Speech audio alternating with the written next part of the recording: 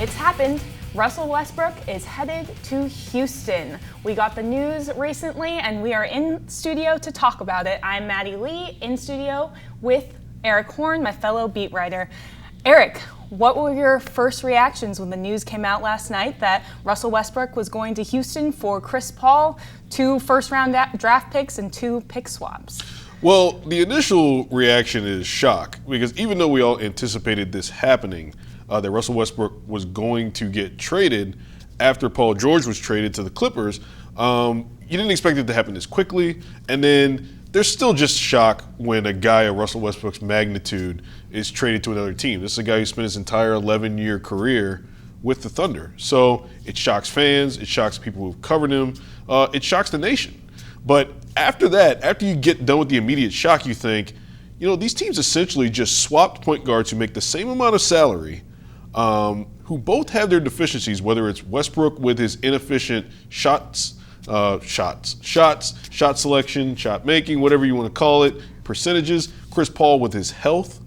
And then you look at it, say you just take those 2 guys and separate them and just say, who got other stuff in the deal? The Thunder got all the other stuff.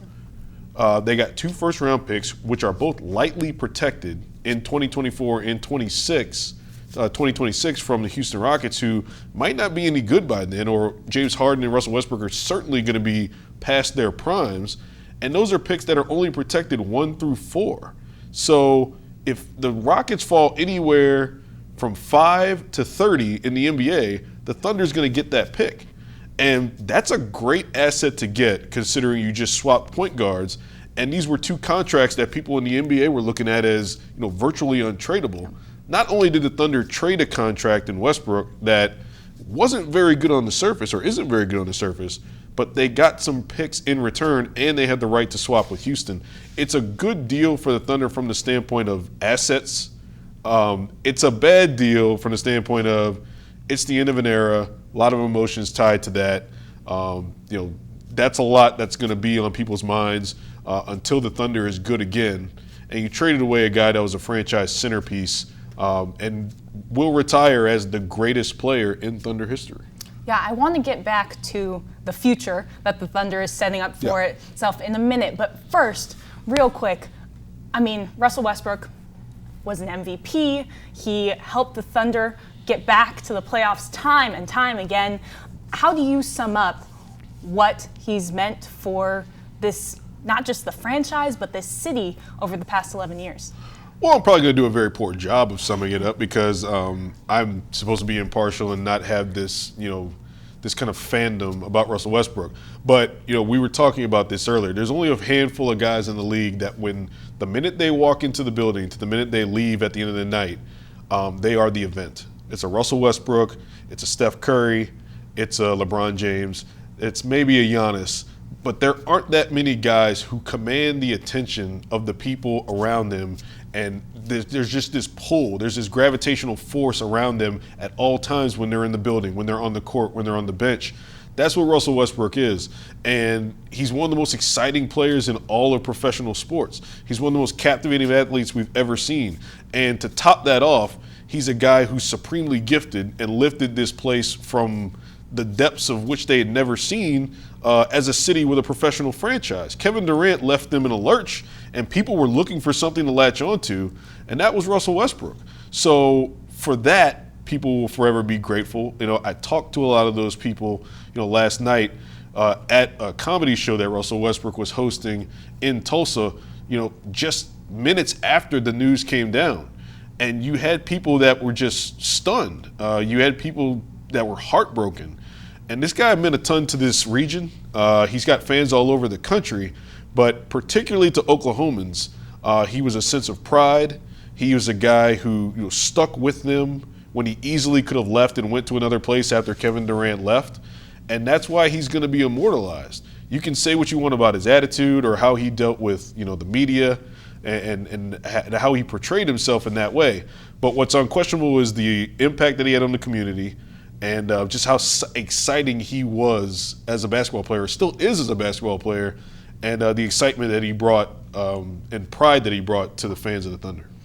Yeah, so now, over just the past week, we've had Paul George trade was what got it started, him asking for a trade to join up with Kawhi Leonard. Thunder gets 5 first-round picks out of that, plus Shai Gilgeous-Alexander and Danilo Gallinari. Then you have Jeremy Grant leaving they traded him to Denver for a 2020 first-round pick, get 2 more first-round picks with this Russell Westbrook trade. What do you see as the Thunder's next steps? Not necessarily specifically or potentially, but now that they've started acquiring assets, but also have started this teardown mode. No, you can be specific. I think Chris Paul is the next domino to fall. I don't know if Chris Paul will ever touch foot in Oklahoma City from this trade. It's not that Chris Paul has anything against Oklahoma City. He spent the early part of his career here as a part of the New Orleans Hornets, which were displaced during Hurricane Katrina.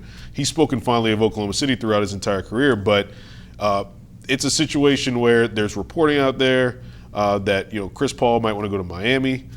He's got a connection with LeBron James, obviously, in that friendship. It would be difficult for LA to get that deal done, considering how few assets they have to move in a trade.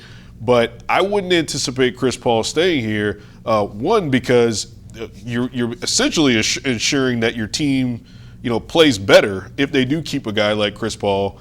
And you're not getting yourself a better draft pick. You're basically just treading the same kind of water that you were with Westbrook. It doesn't really make sense to have a guy like Westbrook or Chris Paul on your team if you don't have Paul George to go with them. And then the second thing is Shai Gilgeous-Alexander. He's a 20-year-old point guard who started for a playoff team last year in the Clippers that, he was a rookie when he started. He's good enough to start. He needs to start right now.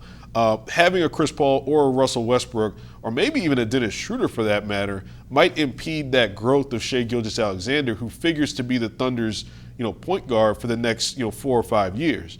So it's going to be really important for the Thunder to kind of cultivate that talent while also being mindful of, how do we get the most out of Chris Paul? I think Sam Presti has confidence that he can move that Chris Paul contract, and it's probably going to happen sooner rather than later, so the Thunder can continue to collect assets as they go on down the line and spend that on draft picks, use those draft picks to get other key players, and continue the rebuild post Russell Westbrook and Paul George.